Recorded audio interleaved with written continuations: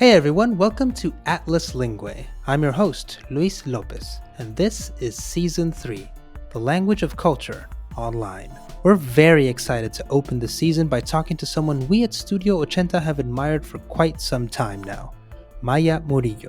Maya is an actor, musician, and content creator who's done everything. Perform quirky ukulele covers, act in the Star series Vida, appear on Vogue and Latina magazine, and of course, produce content for Buzzfeed's Pero Like for several years. We had a great conversation about how she gradually became more and more comfortable as a video producer, where she did all sorts of things, from cooking to documenting her first therapy session.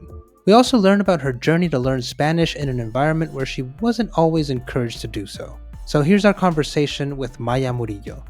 Enjoy! Thank you for having me. Oh my gosh, I'm so excited. I always get so shy when I don't know, my bio is being read. I'm like, "Oh yeah, Right. I did that stuff. It happened." Yeah. Of course. Maya, just as a quick icebreaker, what did you have for breakfast? Coffee. Okay. I had a Cuban coffee, iced coffee, and Nice. a croissant. Oh, okay. Sounds Yeah. great. Perfect. Well, let's just get started. Let's start from the beginning. Tell us a little bit about yourself. What prompted you to start acting and creating content? Yeah. Thank you again for having me. I'm really excited. Of It's course. like a cold, rainy day in LA today, so I'm feeling very Hmm. soft and moody and reflecting on the new moon last night. So this is perfect. Right. Of Yeah, course. I started at 16 years old. Actually, a little bit before making videos, and I come from a artsy family. My Hmm. parents are artists. My dad's a musician. My mom's an author. My dad's also an author, and my brother also works on the internet. So it was a very Right. creative household. So they really made us feel very comfortable to create and to just feel like free in that creation and our creativity. So instead of a quinceañera, my mom got me a website domain name for Oh, Maya in the okay. moment. Yeah. Yeah, it's very It's a great non-traditional, gift. but it's a great gift. Exactly. Yeah, cuz she got one for my brother too.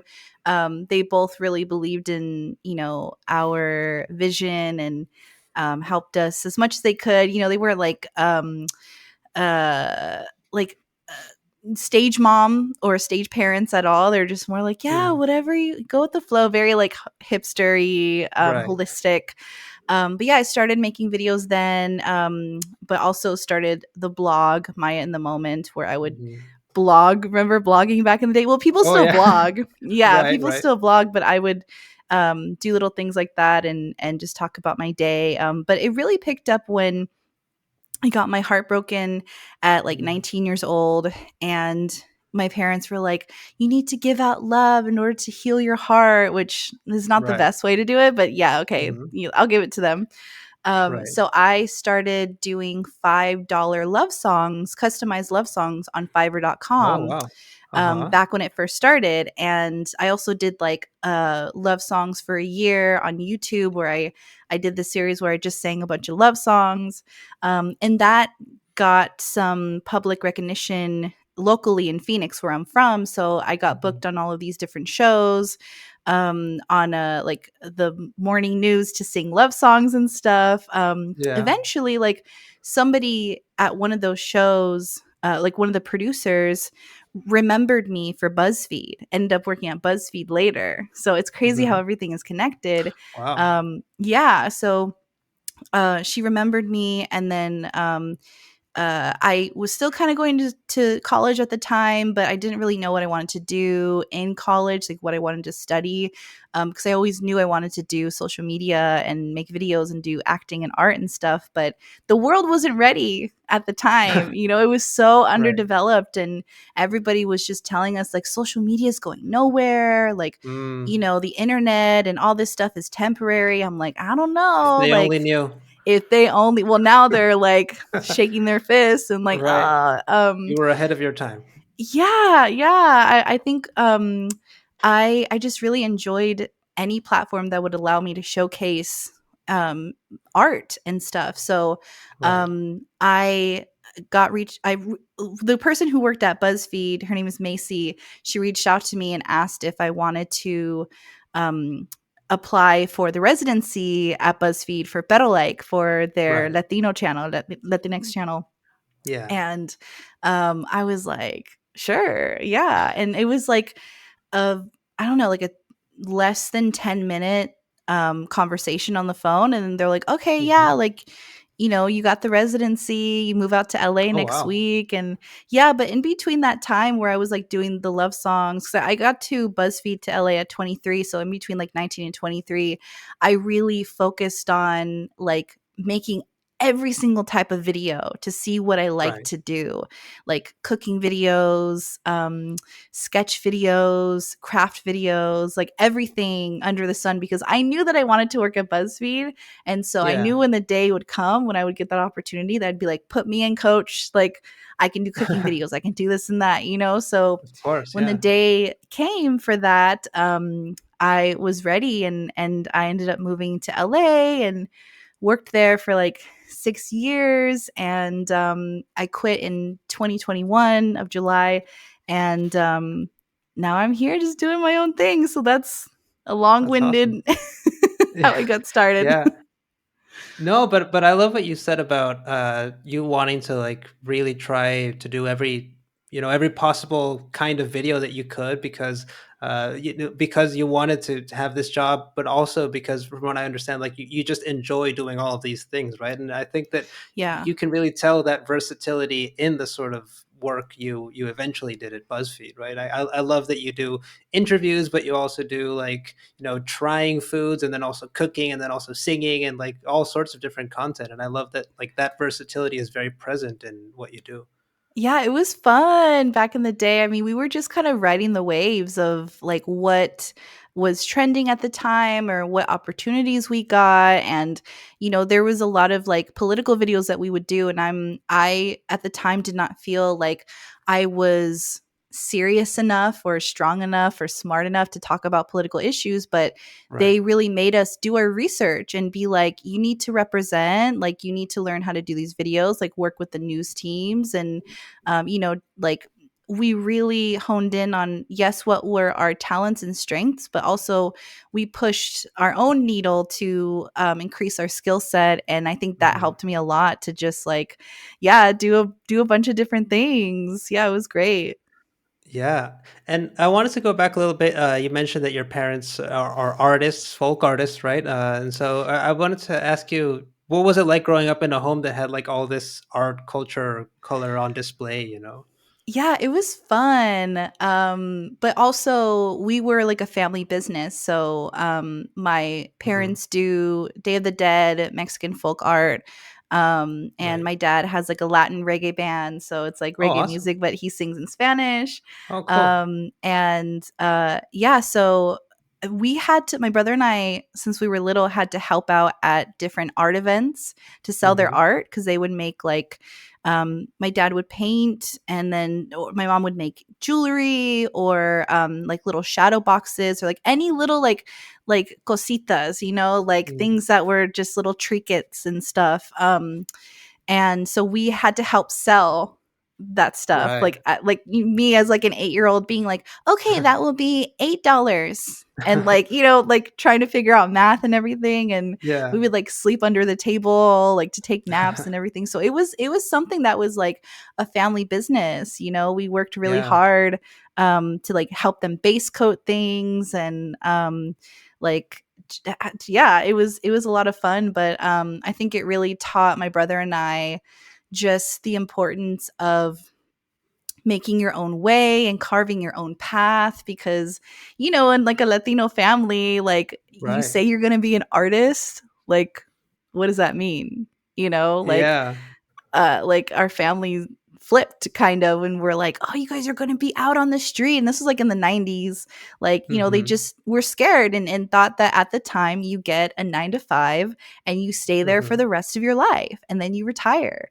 And my Right. parents were like, no, we don't want to do that, and we don't want to raise our children with that. So they worked very hard to break that cycle. So it was very inspiring to see, and we're Wow. very close still to this day.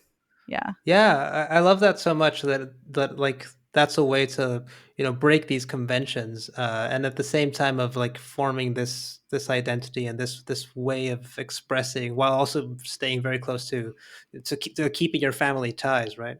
I Yeah. wanted to ask you also about your singing and like the way that you that you incorporate singing into your content in general. I love like all of your videos where you do both original songs and covers, and like the ones that are more perhaps serious and sincere just as much as the ones that are funnier and sillier, just just for fun, right? So I just wanted to ask you, what can you tell us about the role that music plays in your life and in your content while exploring your identity, your culture, yourself?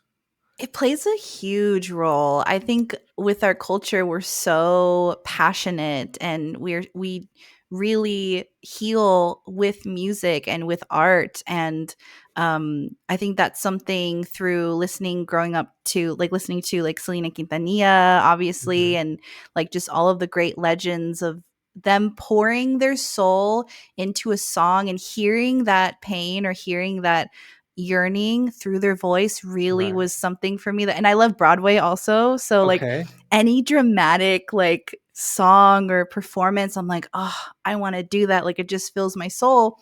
So Hmm. yeah, as a kid, and especially watching my dad play shows, and he taught me piano and guitar. Hmm. And throughout high school, I played the viola for like years, and um, uh, wrote original music and stuff, Yeah. and kind of like self-taught. So it was a lot of fun to connect with myself in that way. But yeah, I've been like a musician first, and Right. it's still to this day, I'm like, I have to remind myself of that, because a lot of people know me for like my comedy and my videos, but I'm like at Hmm. my core, like I'm really like a musician. And yeah, it's just something that I just love to do. It's a hobby, but it's also just like it's very healing. Like instead of journaling, sometimes I'll just like Right. sing, and like but sing a sentence that's just like, I miss you and why don't you want me? And like just something Yeah. dumb. Like, yeah, so it's definitely connected to mental health as well. Right. No, I love that, and I love that you say that like it's a hobby, but beyond. And I feel like I understand that like it feels weird to call it a hobby because it's more than that, while also not being like the role of a professional musician per Yes. se, right? But it's still such an integral part of, I guess, your professional work as well, right? That it's sort of Yes, in the middle yeah. there, right? Yeah, and it's helped me learn Spanish more Oh yeah. also, like major. And I remember singing the time when I did this video for Better Like, it was like I learned Spanish in 90 days or in 60 days or something. Right. And I was practicing Cien Años, and Uh-huh. broke down each of the lyrics. And I was like, oh, I love this song. It's so good. And I'm like, one day I'm going to sing this song on a stage, like when my Mhm. Spanish it gets better. And I did that like a year ago. I like sang that song on a stage and performed it. And it's such a great tool to have. And it's so magical. Yeah. You mentioned Selena Quintanilla just now. What are some of your other favorite singers or bands that you admire? I love Kimbra. Uh-huh. She's kind of like a very she's pop, but she's also like R&B and soul. But she was on that song, somebody that I used to Yeah, yeah. know. Yeah, with Yeah, I Gautier. like Kimbra too. Yeah, yeah. Yes, She's Kimber is like cool. one of my favorite artists of all time, just because her vocal ability is really cool, but also she is just like, I feel like her music is very spiritual. Like Yeah. I'll listen to, I think it's called Gold Mine, and it's just Right. talking about like this is my gold mine. Like it's all mine, and it's like calling your power back. I Mhm. really love her. And Yeah, it's hard to think on the spot. I'm like, who do I even Okay. listen to? But I think a lot of my friends too are my favorite artists. Like my Right. friend Zach Day, he has an amazing, amazing voice, and some songs coming out that are like unreleased. And I'm always like, send me the latest song that you have. I just want to listen to it. And he's like, okay, it's not finished. I'm like, just send it to me. Yeah. No, I love that, and I love what you mentioned earlier about like really absorbing the lyrics of songs because I'm kind of in the same position where like music is a hobby for me, but a little bit more because I do some composition, but I would call myself like a professional composer or musician or something like that. Hmm. But it is integral, right? And so what happens with me is that like I'll listen to a song, but then I won't really pay attention to the lyrics until like the sixth or seventh time or Yes, so that I yeah. listen to a song, and then suddenly I read them and I'm like, oh wow, that's what it's been saying all this time, you know? Yeah, yeah. And you're like, I like my version better in my Right. head.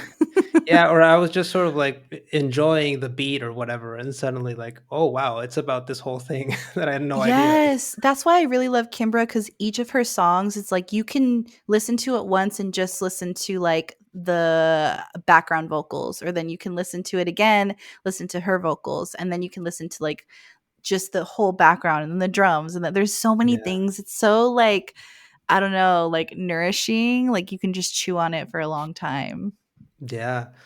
And so you were mentioning that that was like a music played a role in you like practicing and learning Spanish, right? And I wanted to ask you a little bit more about that because that is a like a side of your content that I'm really interested in talking about because I love that in your content you really allow yourself to be vulnerable on camera for so many different yeah, in so many different examples and so many different videos. And one of the examples of this that I like is your journey towards speaking Spanish and feeling comfortable with the language.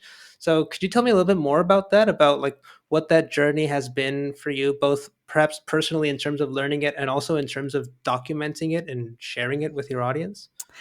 Oh man, the journey is never ending. Like I grew up speaking Spanglish and understanding it mostly, but really afraid to speak it because within our culture, like honestly, the biggest haters were other Latinos, other Hmm. Mexicans for me and my family who would be like, oh, either bully me or make fun of me for not speaking Spanish. Or when I did, they'd be like, what did you Hmm. say? And it creates some sort of like, I don't know, like trauma where you're just like, oh, I can never do this again. But yet you are yearning to connect deeper with your culture because the language is just, it transcends into so many different Yeah. things, and you can connect with people on a deeper level in ways that you can't in English. And so I felt like I was missing a huge part of my identity and my soul and my culture.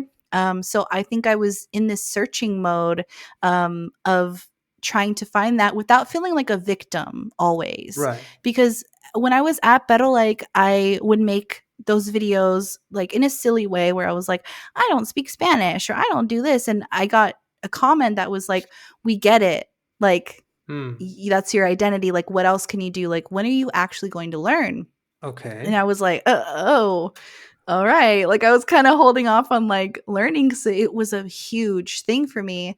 Those And I'm comments also, that sting more than you were oh expecting, right? my gosh. And at the time, like those comments were brutal because nobody was doing what we were doing at the time. Like it Hmm. was at the very beginning.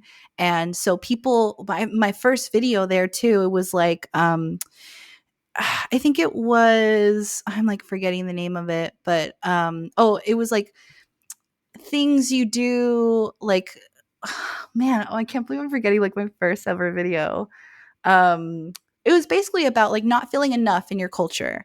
Right. And nobody on the channel had done that, and people were a little bit scared for me to showcase that identity of not feeling 100% Latina enough. Hmm. And I think that was the video title, when you don't feel Latina enough. Right. Not really knowing the superstitions, the language, or certain social cues, kissing on the cheek, like just tiny little Yeah. micro things. But it ended up did really good on the channel. So that's kind of how that cycle got started. And so when I got to a point where I was being faced with like the audience wanting more, I was like, okay. And then somebody actually like bullied me in like for not speaking Spanish, like Mm. at work. Oh, And wow. it was I had to call them in and be like, I don't need your jokes or your criticism. I Mhm. look up to you as somebody who has learned Spanish also, and so I would like for you to like help me. Like I'm too sensitive about Yeah. this. Like I need your help and your support. And Gadiel, who is my coworker, used to be my Yeah. coworker at Buzzfeed and like one of my best Yeah, friends. yeah. And who we Um, know from our other show, La Cabina yes. Telefónica, where he played Gadiel, the role of Gadiel. So Oh my it was gosh. lovely to hear him there. He did such a great job. He is such an angel and like truly one of the greatest people I've ever met in my entire life. Gadiel was like, why don't you make a video of you learning Spanish? And I was like, okay. So I pitched it and Mhm. you know, I did it and I got with a tutor and I tried to, and that was also incorporated in the video too, that I was using music to help me Right. learn Spanish. And yeah, and that was like, it was a challenge because not only, and I'm also dyslexic too. So I think that was like a Oh, huge learning disability that I didn't even like realize back then, that learning a language when you're dyslexic is harder of too. course. Yeah. But then the added pressure of documenting everything and trying to make a good video, Of and course. then also processing all of the insecurities I had to actually speak the language in front of people, Mhm. because that is how you learn. Like that was my Yeah. biggest thing, is failing is and making To jump mistakes into in the deep Spanish. end. Exactly. And but it's the best way to learn, because I Yeah. know I'm like, I'm never going to say that again, or now I know how to say this, you know, but Yeah. I And it might made be embarrassing for a moment, but you learn. yes. Yeah, Yeah. yeah, yeah. It might sting, but it's also like, who cares, you know? Right. And I think I also just realized so much from that internally, in that like a lot of the people, especially in the comments or other people who would make fun of me, it's a projection, you know, Mhm. because I was so secure in being insecure in this identity of Mm. learning Spanish and not feeling enough in my culture, that it made these other people triggered, because Ooh. in their lives they were picked on or felt some sort of insecurity from whatever I am boasting about and Right. Yeah. celebrating, you know? So it was like I was fighting some sort of huge cultural generational monster like with like my Yeah. little wooden sword and shield, you know? Yeah, it was Yeah. intense. Oh, that's amazing. I love that you said that. I hadn't really thought about it that way, about how like these hateful comments, one might say, or at least like bullying or that sort of thing, are just a projection of other people's insecurities. And I love what you said about like the security of being able to feel insecure and like Yeah. really recognizing it and going through the process, and not only doing that but also doing it publicly. So Yeah. yeah, I imagine it must be a challenge. I wanted to ask you more about that, about like just opening yourself up to, show your vulnerability on camera, and like your process going through, all sorts of things in your videos, including this one. It's crazy because in my life now, I'm about to turn 30 on Saturday. Oh, okay. And I started working there when I was 23. And so I've lived a majority of like my 20s working at this job that really at the time the internet would reward you the more vulnerable you would be, which is Hmm. like cool, because in one way I really felt the connection from the audience and the love and the support and the healing, because I would get a lot of people to come up to me at different shows or at like Disneyland or randomly, and they would tell me and pour into me like, thank you so much for sharing your story, because now I'm Right. learning Spanish, or now I feel less alone. And I remember seeing somebody like that in my life and feeling so seen Hmm. and that I could relate. And I think that's so powerful and so magical of working on the internet. But on the other hand, as just a human being experiencing this life, I would definitely open up too soon, when I didn't even face it for myself. Like I would go through like I did this video where I wanted to be more open to love. And Yeah. it was me basically, number one, having my first therapy session on camera ever. Right. And number two, like tried to, I like interviewed everybody about love and asked for their advice and opened up about my own breakup stories and everything. And then I went on a date at the end of the video, like a Right. blind date. And there were certain things in that video and other things, other videos that I've done where it has a center around my body image that I wasn't Mhm. ready to share at the time.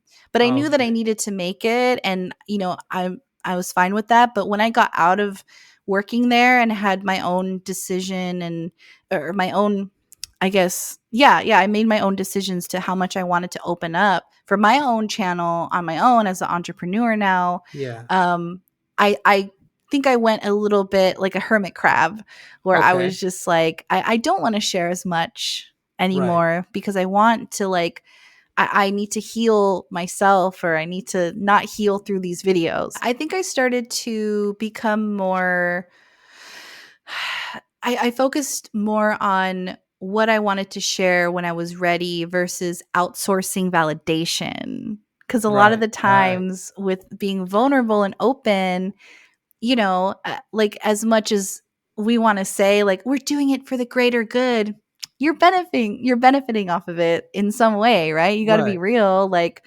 and I think I was doing it sometimes in a way that was like seeking validation, or, Mhm. I would do a fitness video to get back at somebody to show like I lost weight and like I'm doing it Mm. publicly, and Right. I had to like pump the brakes on that.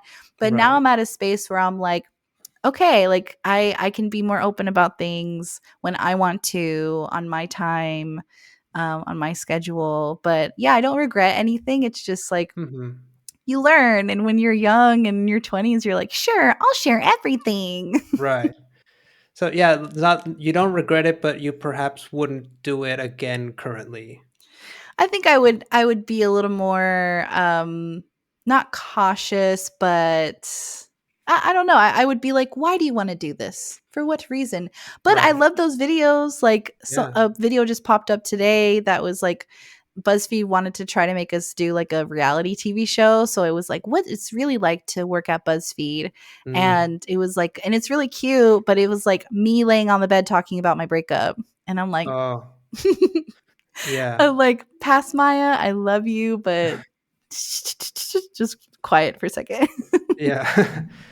So I don't know. I guess I wanted to maybe ask you a little bit more about the challenges of learning Spanish, because I wanted to ask, like, what inspires you to be vocal about these challenges? Because I understand that there's so many aspects to it. It can be like a sort of internalized idea that one can bring from family, from previous generations who were like forbidden to speak Spanish, and also, Mm-hmm. as you say, like from just having like family members who speak Spanish fluently and who like perhaps aren't really don't usually tolerate people who don't, or people who are learning. So I don't know, I wanted to ask you a little bit more, like, what are some of the inspirations behind you know sharing your voice in no longer feeling insecure about that, or as you said, like feeling secure and acknowledging those insecurities to overcome them.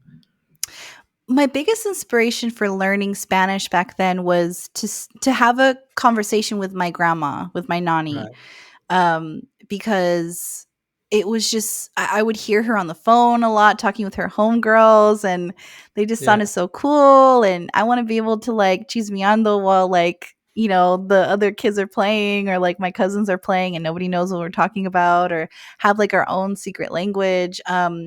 And that was like one of the biggest inspirations because I think like I'm I love like the whole matriarch aspect of families, and how that's rooted to like our ancestors and everything. And my grandma is her both her parents were from the Yaqui Nation in Tucson, Mm. and that was something that like her grandmother didn't speak Spanish because she spoke her native Yaqui language and Right. got shamed for speaking Spanish.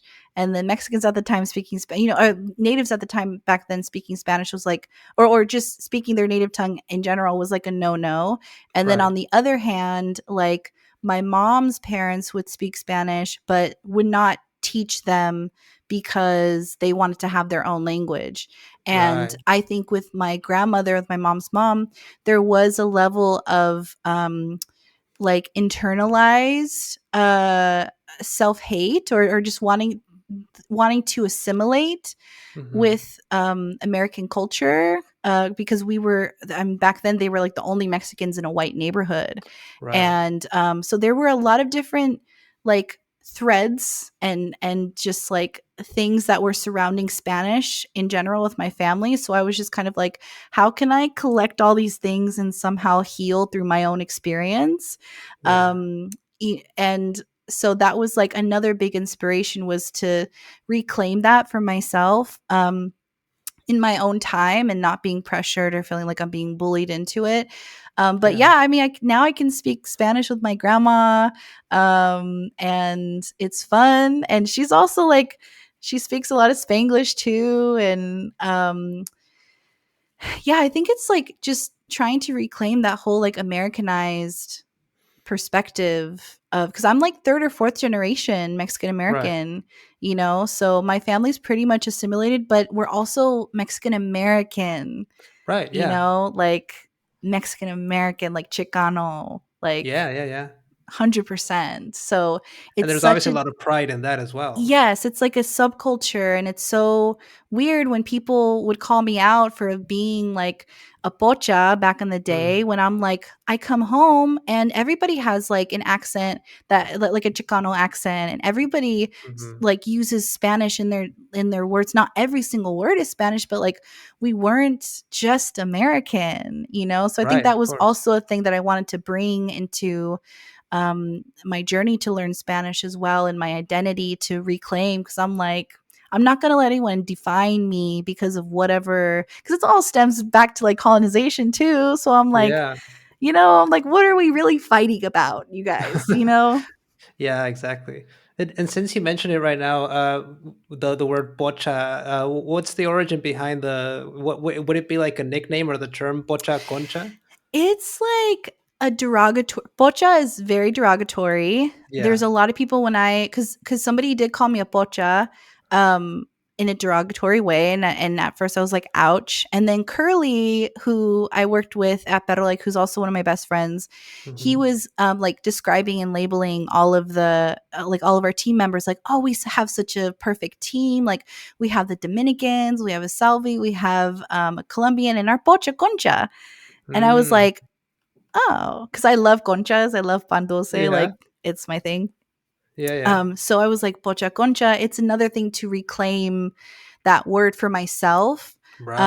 I remember when I first started saying it, there was like a couple people making articles like, you shouldn't say this word. I'm like, it seems like I don't want to put a lot of power into any words at all. Right. If anything, I want to make it something that like is a term of endearment, and for other people who feel the same way as me, and proud to be a pocha. It's not like we're never going to learn Spanish or that we're ashamed of our identity. We're actually even more proud of it Right. and Yeah. where we're at. And yeah, that's just it. Yeah, and like pride in the mixing of language and like in creating a unique form of communication, a unique language, rather than like thinking of mixing languages ultimately sullying them somehow, right? Yeah, because I think the biggest like pushback that I got from everything was like, oh, like why didn't your parents teach you, or you're just being lazy, you're just, it's like, but you also don't know my family's background, or how Mhm. my nani, my grandma, was shamed for speaking Spanish. And like when she was in school, she didn't know Right. how to say I need to go to the bathroom, and she peed her pants, like, and Oh she was wow. embarrassed, like, Yeah. like things like that, where like the teacher would like hit them with a ruler if they spoke Spanish. Like that has some serious psychological thing or effect Of on course. you that is going to be passed down and make you feel like not proud to carry on this language, but and also not safe. And now when the world has shifted and changed, and my other grandma, I remember I like spoke Spanish to her, and she looked at me as if she was like, why are you doing that? Like, why are you speaking Spanish? And Mm. I was like, because I'm learning and I want to speak with you. She's like, why? Like, she just truly, did not understand. And so when people dog on me or anyone else for like, oh, you're lazy, or how come you don't speak Spanish, or whatever, it's like, there's a lot of layers, bro. It's like, pick a layer. Like, Yeah. it's a lot. Damned if you do, damned if you don't, in some way. Exactly. And I'm Yeah. also like, what is it to you if I don't speak the perfect Spanish? It's a Yeah. projection, No one speaks the perfect Spanish in any case, right? I know, yeah. And well, okay, speaking of Spanish, also one thing I wanted to ask was that I love how, through your work, you've collaborated with like other Latinx creators from different cultural backgrounds, whose families come from different Latin American countries. And so I wanted to ask you, as a Mexican American, what are some of your favorite Spanish words that are not Mexican? And are there any that you've adopted because, you like them, or you feel like that Mexicans don't have a word for that, or you prefer another one? Mm. Yeah, I when I started learning Spanish, like, officially, I was surrounded by Puerto Ricans and Dominicans, and there Oh, was okay. like one or two Mexicans on the team. So back then I would be like que lo que, or like Mhm. call people like a palomo or paloma, because that's just what Yeah. I was like a baby. I like absorbed everything. And I had one of my coworkers tell me like, Maya, you're Mexican. Like, we don't say que lo que, like, we don't say these things. And I Right. knew like the slang, the Mexican slang words too, but I don't like Dominicans and Puerto Ricans like just have this like sauce to them that is like Mhm. so infectious. And Yeah. even still to this day, when I'm around Gariel, I also feel like I can hear Dominicans and Puerto Ricans more clearly than before. And like, Mhm. probably the clearest, which is like, some people have trouble understanding them because the way they speak is just so, it's like music. It's like they're singing Yeah. almost, and people are like, I think because in the West Coast, Mexicans are like, have dominated that area, and society thinks that like Latinos are Mexican. It's like, Right. no, like there's people who speak in a way that's different, and every single way that they speak is correct. There's no Yeah. right way to speak or proper way to speak. Like, no. No, of course. I love that. And so you mentioned earlier that you love conchas pan dulce, and that reminded me of the videos where you cook recipes as well, which I also Yeah. enjoy very much. I love how like in those you also mix culture in several ways, of course, in language, but also in the history and the traditions of the dishes that you prepare, and of course in the cuisine itself. So I wanted to ask you, like, what are some of your favorite recipes that you've made in one of these videos, and are there any that maybe surprised you for better or worse? That whole series was really hard. It was Yeah. like, it was called the Pocha Concha Kitchen. Hmm. And at first we just wanted to make one video that was me making my grandpa's tamale recipe. And Right. cuz his brother also made tamales, and so they had like a rivalry. So I was like, well, I want to make my grandpa's recipe. And that was a lot of fun, but it was hard. It was so difficult, but I did it at the end of the day. And I think I made conchas also. I wonder if those were the Right. first that was the first video. That one was really hard. To make pastries is Yeah. extremely difficult, No and joke. I'm not a bread person. Like, I love Right. to eat bread, to do the dough and everything. I Oh don't have yeah. the patience or the strength for that at all. Um, I loved making. Oh, mole was really hard too Oh to yeah. make. I think I made pozole.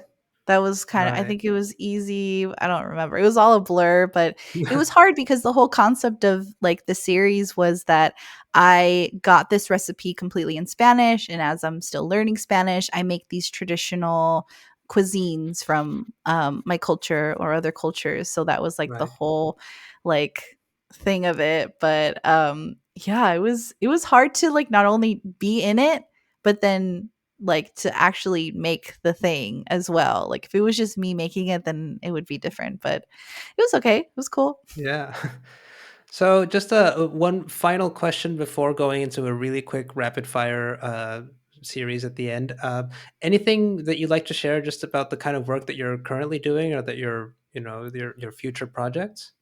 Yeah, I'm definitely working on a lot of music right now. I'm like, I just have this thing where I just want to be in my pop star era. Like, not like I'm completely dropping everything else, but I love to do a lot of things, and I really just want to make some more original music and put it out there, and maybe a music video or two.